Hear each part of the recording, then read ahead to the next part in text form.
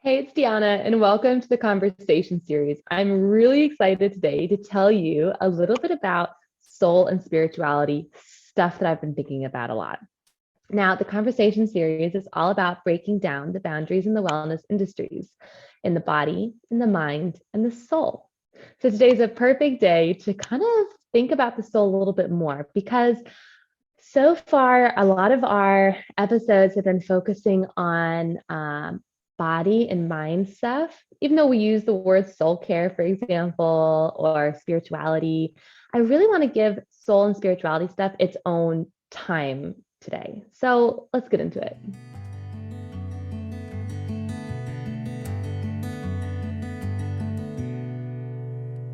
So, the soul.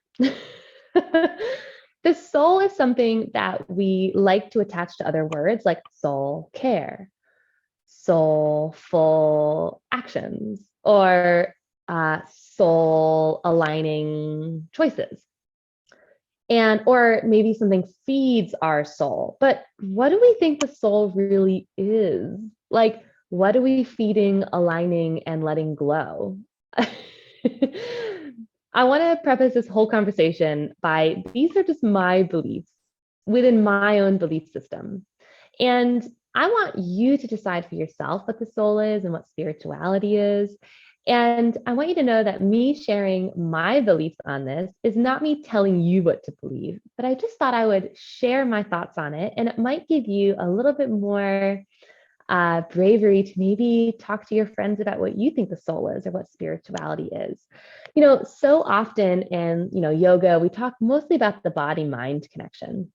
In most modalities, we're talking about body mind, body mind. And I'm so proud of us that we are really adding mindfulness into our, daily lexicon of life. We see mindfulness coming up a lot on social media now. Even in like intense fitness classes, they focus a little bit more on mindfulness. I've noticed, like at the end, thanking your body, taking a moment to really cool down mindfully, etc. So, like, we're doing a good job as a society with the mind stuff. I think that sometimes the soul stuff gets forgotten. So let's talk definitions for a minute. I believe the soul is the thing inside of you that is eternal and is your most authentic self. It has nothing to do with how you grew up, what your age is, where you were born, your socioeconomic level, anything.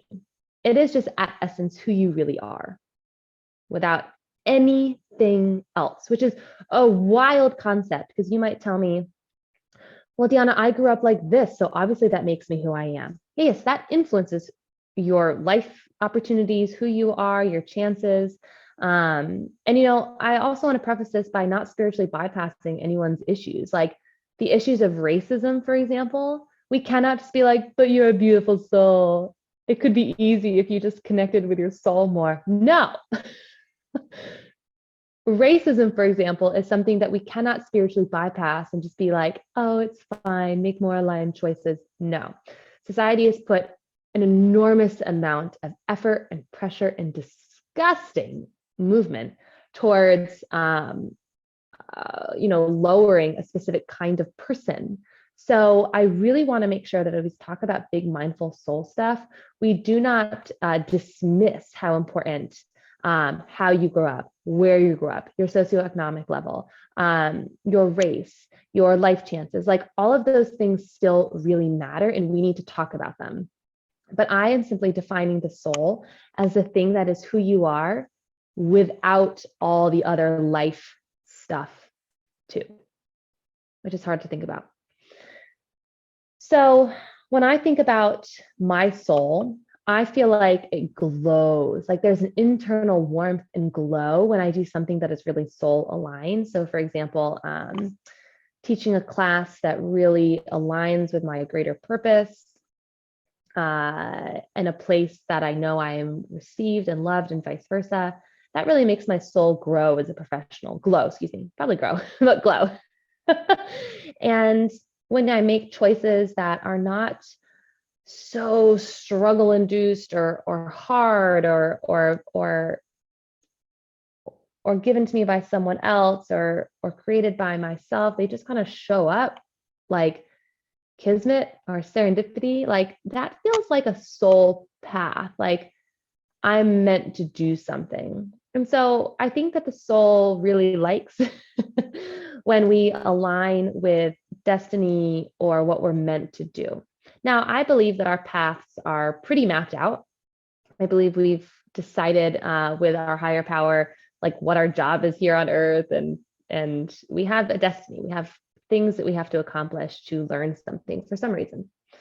And I think that there's a lot of other elements there. So, let's say something bad happens to you. Maybe that was written in the plan because you had to learn something. A lot of people, have a major car accident or a major illness, and they're like, wow, I wouldn't trade it because I appreciate life really differently. So there is evidence that bad things do teach you something important, but I don't want to wish bad things on anyone. And I also, if you had a really bad thing happen to you, like abuse, I don't want to use spirituality or like soul paths to excuse that abuse because it's inexcusable, which directly leads us into the idea of free will. So even if you have like a destiny or things you're meant to learn or do or experience, there's still free human will. We are living in a world of humans, and we are humans. So our free will means that we can make mistakes, we can make choices that are good or bad. We have a lot of people around us doing the same thing that influence us. And so, let's say you take something bad happen to you, like maybe that wasn't meant to happen to you, but someone else's free will got in the way of something and wires got crossed and boom, something terrible happens. Now, I keep talking about terrible things, but these can happen to really amazing things too. Some of the best choices I've ever had to make in my life or decisions happened like that.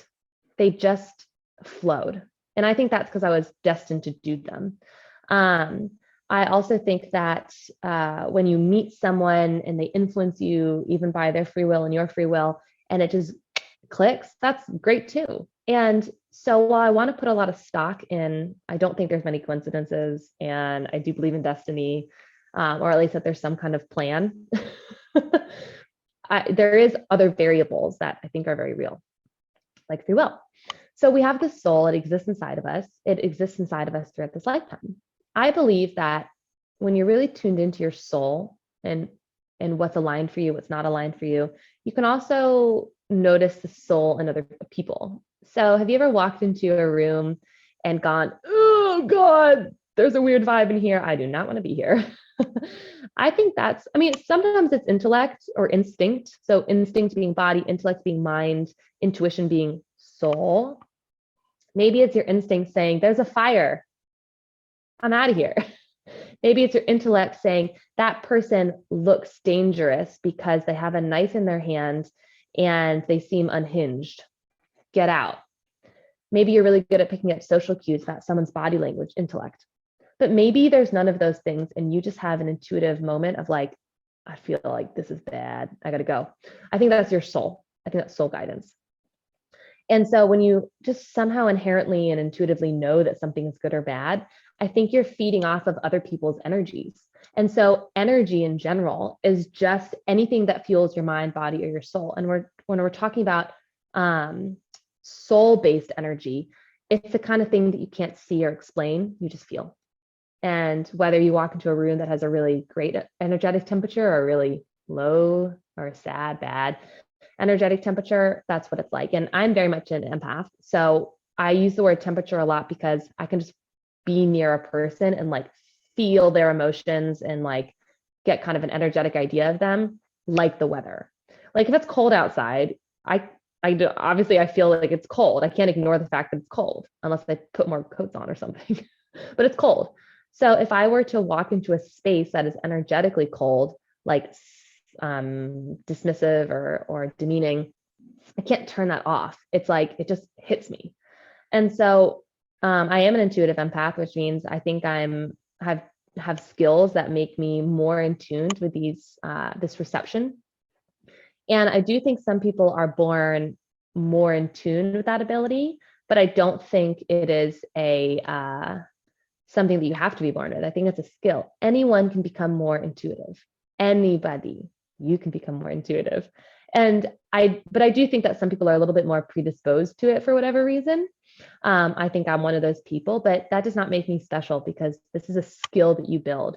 You really get into your body, you get into your mind, then you get into your soul, and you can really feel and become in tune, intuition, in tune, intuitive with like the stuff around you and the people that happens. So if I believe that I can communicate energetically at a soul level with other people, and I also believe that the soul is eternal, I very much believe that in mediumship, like to me, it's like not the scary, like Ouija board seance, scary movie ghost thing. It's like, if the soul is eternal and I believe that I can connect to people on an eternal level in this life, like now, of course I can tune into people's energy after they're dead.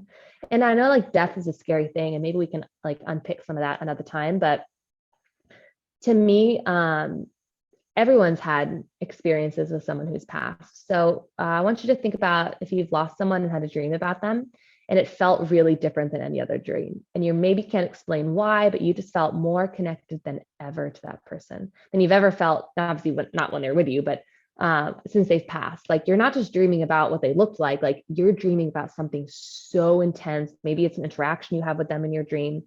I believe that that's their soul energetically interacting with your soul. So maybe that helps demystify mediumship a little bit. I think that, my experience, I've not only had dreaming experiences, but I've had very physical experiences with mediumship. So, for example, that's my like favorite story. And I think I'm going to tell this story in a longer skate another time because it has a lot of like story about what I was going through at this time in my life. But this one time I was laying in Shavasana during my teacher training, my yoga teacher training. And I was going through a real tough time, a lot of transition in my life. And I'm laying there in this hot yoga studio, sweaty, wearing like shorts and a bra and just like, ugh, I'm so tired. But I was really clear and I felt like I was in the right place at the right time. And I could cry talking about it, but I felt my Nana's hand in my hand. And then I felt her head and her hair here, kind of like if someone is sitting next to you holding your hand and then just kind of tips their head onto your shoulder. But I was laying down. And so it literally felt like she was laying down next to me with her head. My Nana and I have a really deep connection. I'd love to talk about her more another time, but I was with her from like 0 to 9 months. So, our touch was obviously really precious to me as an infant. I was also with her when she passed. And so like touching her hair and her body and her hands, and I had a lot of tactile connection with my Nana. She also really loved that I was a mover and a dancer, and we have a lot of connection there. But this feeling, guys, was so intense. It was one of those feelings that I wasn't reaching for, I wasn't hoping to get, I wasn't wondering if it was real. It entered my awareness. I started sobbing silently in yoga. Or not so silently. Probably people heard me. I didn't care. They were like my fellow trainees. And it was an overwhelming, cathartic, amazing feeling. I wasn't scared, didn't feel bad or evil or like ghosty. Like it felt like my Nana, like she was there and I couldn't believe she was there with me. I'm okay. And it was so special. And so when I think about like what mediumship is, like that's what mediumship is. Like it's loved ones and it's connecting with people whom you love, who you had a connection with on earth. And I think you can have a connection forever. If you've ever been praying and you've been like moved to tears, or you just feel so connected to your higher power, like that to me is not very different. Like you connect with people, places, things, beings, higher powers on an energetic level, and it just makes your soul vibrate. And it's amazing. And it feels so good. And it's not evil. It's not scary. I have seen like a vision, and I guess you want to call it a ghost, but it was just like out of the corner of my eye. I have seen a more clairvoyant, I've had a more clairvoyant experience. We'll talk about it another time. But yeah, a lot. I got to write some of this stuff down. We have a lot to talk about. But You know, it just really demystifies for me like what mediumship is. And so for me, mediumship is not like talking to dead people. It's feeling the energetic temperature of people who are both alive and who have passed on, if that makes sense. It's the same language that I use to check in with my friend when I walk into a room and she looks really sad. It's the same language that I use when I pray to God. It's the same language that I use when I am walking into a new environment and I just feel like the energy is really gross in a room or really great in a room. To me, it's not different. We just call it different things. Yeah. So I think your soul can do a hell of a lot. I have evidence in my own experiences. And so when you kind of decide what your beliefs are around your soul, who you're connected to, particularly up into the divine, then you start discussing spirituality. And this is really about the soul today, not spirituality in general. But I want you to know that whatever you believe your soul is connected to in terms of higher power, that's your spirituality. That's it. It very well could be an organized religion, or it might not be an organized religion. I have a real big appreciation for religion. I grew up Catholic. There's a lot of parts about the Catholic Church, the Episcopal Church, that I find very soothing and very aligned in my belief system. But I also believe a lot of other stuff that I've had to work through and fit into my personal belief system and my spirituality system.